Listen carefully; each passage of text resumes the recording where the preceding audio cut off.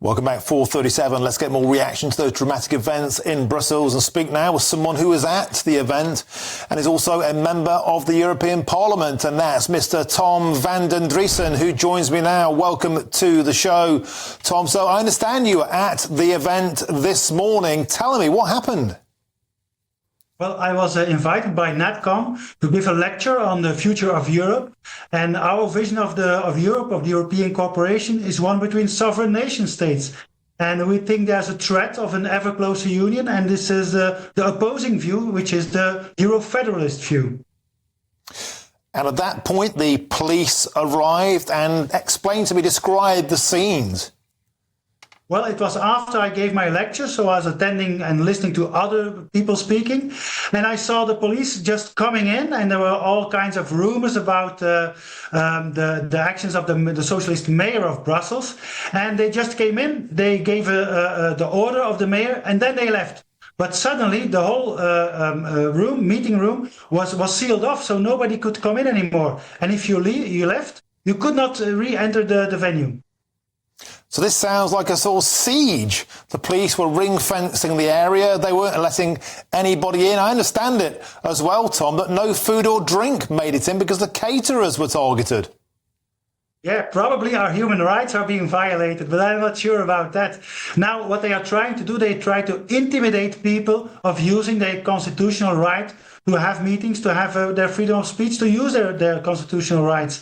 And this is not the first time they have done this. The socialist mayors here in Brussels, they just deny people with opposing views to exercise their constitutional rights. My party, for example, which is the Vlaams Belang Party, the conservative and patriotic party here in Belgium, the largest party in every poll since 2019. Well, last year we did a meeting here in Brussels and exactly the same happened.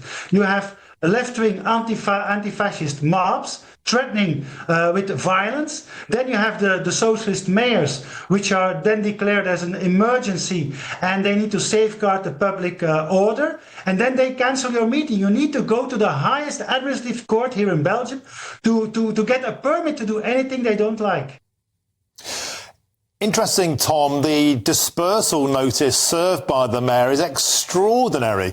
It says today there would undeniably have been the risk of disruption and violence, but outside on the streets it paints a very different picture, one of calmness. But Tom, in particular, there were special words reserved for attendees, and that obviously includes yourself. People inside reputed to be traditionalists, as if that's an insult, homophobes, disrespectful of human rights and minorities. And we could also cite an author of controversial works on political Islam. Tom, this letter is putting the boot into you, everybody inside, in an extraordinary manner. How do you react to those allegations? Well, these allegations are completely false. We just have an opposing view on the future of Europe. We have an opposing view on imposing woke ideologies or imposing gender ideology to little children in schools, for example. This is legitimate. In a democracy, you can have opposing views and express them. So this is just slander. It's absolutely not correct. We are freedom-loving, conservative and patriots. And Tom, of course, you alluded to the fact we have forthcoming elections all across the 27 member states. The bedlam in Brussels today, do you think this will help the European Union? Do you think it will help the Eurozone and the pro-EU idealists? Or do you think it might make those who are Eurosceptical think something fishy is going on here? This looks very authoritarian. Well, it is indeed very interesting that the rest of the world now discovers how Belgium really functions. And you have people like Guy Verhofstadt, for example, the former Liberal Prime Minister. Well, actually, the current Prime Minister is also of his Liberal Party. His party is, by the way, the 7th largest party here in Belgium. He is polling at 7%, so everybody wants him out. So these people who are lecturing everybody in the world, and countries like Hungary in particular, that they need to respect the rule of law, that they need to respect freedom of press and so on. Well, now the whole world has seen what kind of a banana republic Belgium actually is. And to us Flemish, it's not a surprise. We are experiencing this for decades.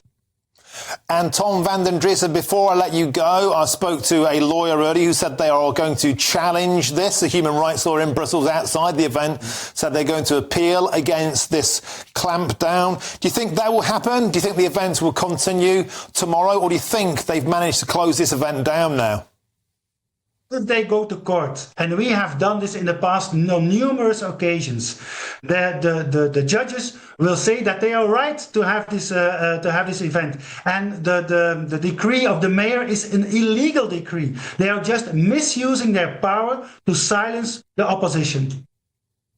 Tom Vandendriessche, superb, insightful account. He was at this event earlier, the Conservatism event in Brussels. Fascinating insight into what happened there. Now,